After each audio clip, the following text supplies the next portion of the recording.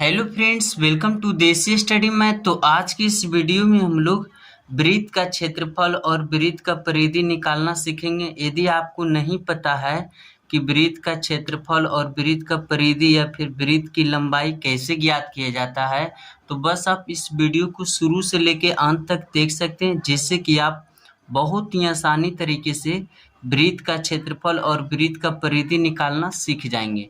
तो देखिए यहाँ पे एक वृत्त दिया गया है जिसका त्रिज्या 7 सेंटीमीटर है। तो इसका हमको दो चीज निकालना है, वृत्त का क्षेत्रफल और वृत्त की परिधि। तो चलिए सबसे पहले हम लोग कुछ बेसिक बातें जान लेते हैं वृत्त से।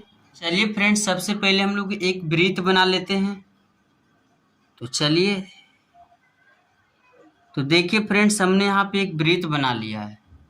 तो वृत्त के बीचों बीच में कोई ना कोई तो बिंदु जरूर होगा। ये जो बिंदु होगा, इस बिंदु को ही हम लोग केंद्र कहते हैं, जिसको हम लोग अंग्रेजी में सेंटर भी कहते हैं। इसको हम लोग ओ से सूचित करते हैं। क्या चीज से सूचित करते हैं? ओ से। तो फ्रेंड्स, ये जो वृत्त है, जिस लाइन से यह चारों तरफ से यह घिरा हुआ है, तो फ्रेंड्स देखिए, ये वृत्त है जो इस लाइन से चारों तरफ घिरा हुआ है।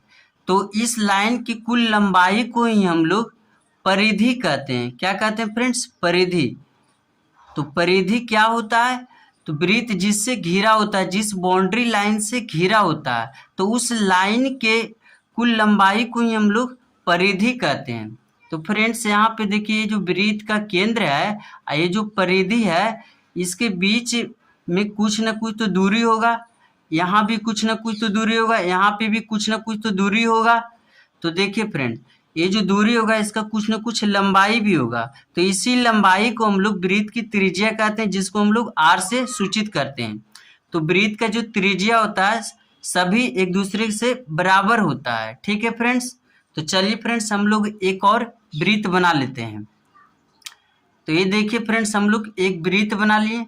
तो फ्रेंड्स, ये जो वृत्त के जो अंदर वाला जो जगह होता है, अंदर वाला जो एरिया होता है, अंदर वाला जो क्षेत्र होता है, इसी को हम लोग क्षेत्रफल कहते हैं। क्या कहते हैं फ्रेंड्स? क्षेत्रफल। जब भी अगर क्षेत्रफल की बात करेगा तो हम लोग समझ जाएंगे कि वृत्त के अंदर वाले भाग को बात कर रहा है, अंदर वाले क्षेत्र के बारे में बोला जा रहा है। तो हम लोग को वृत्त का क्षेत्रफल निकालना, जब भी अंदर वाले भाग के बारे में बात करेगा तो। ठीक है फ्रेंड्स। तो चलिए अब हम लोग वृत्त का क्षेत्रफल निकालते हैं। वृत्त का क्षेत्रफल होता है, वृत्त का क्षेत्रफल। तो वृत्त का क्षेत्रफल क्या होता है फ्रेंड्स? Pi are square. तो देखिए फ्रेंड्स, वृत्त का क्षेत्रफल सभी को पता होता है, लेकिन इसका यूज करने में थोड़ा सा स्टूडेंट दिक्कत कर लेते हैं, यानी कि कंफ्यूजन होते हैं। ठीक है फ्रेंड्स। तो वृत्त का क्षेत्रफल होता है पाई आर स्क्वायर।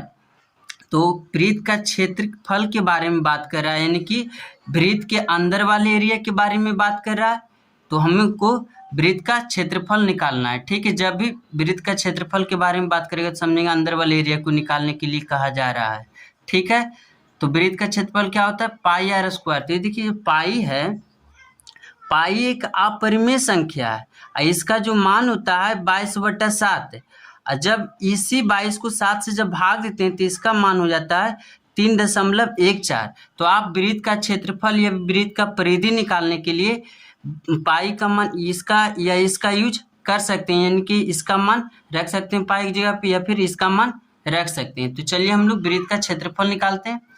तो देखिए, तो इस वृत्त का हमको क्षेत्रफल निकालना है। तो पाई की जगह पे क्या लिखेंगे हम लोग? 22/7 आर स्क्वायर, यानी कि आर है जो त्रिज्या है। तो त्रिज्या वृत्त कितना? 7 है। तो कितना हो जाएगा? 7 का स्क्वायर हो जाएगा 22/7। 7 का स्क्वायर यानी कि 7 को हम 2 बार गुना में लिख देंगे।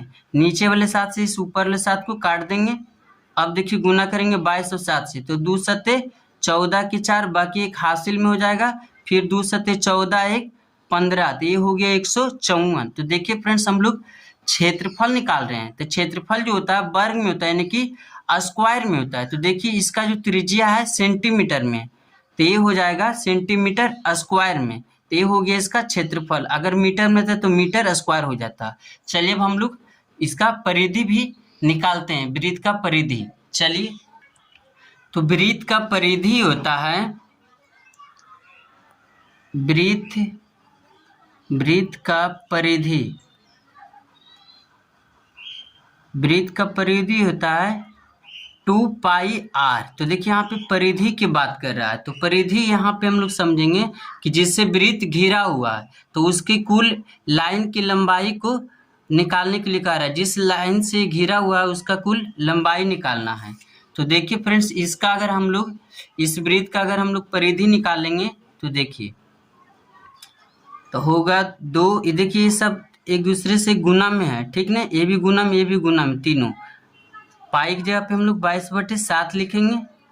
आर, तो यहाँ पे देखिए त्रिज्या कितना है, 7 है, तो हम लोग यहाँ पे 7 लिख देंगे। ये 7 से ये 7 कट जाएगा, तो ये कितना हो जाएगा फ्रेंड्स, 22 दूनी 44, तो ये हो गया 44। तो हम निकाल रहे हैं परिधि, यानी कि परिधि को हम लोग नापते हैं उसके लंबाई को। तो देखिए यहाँ पे सेंटीमीटर है, तो हम लोग यहाँ पे सेंटीमीटर में लिख देंगे। तो इस तरह से वृत्त का परिधि भी हम लोग निकाल लिए। तो यदि आपको वीडियो अच्छा लगता है फ्रेंड्स तो दोस्तों में शेयर करें, चैनल पे पहली बार तो चैनल को सब्सक्राइब करें। Thank you.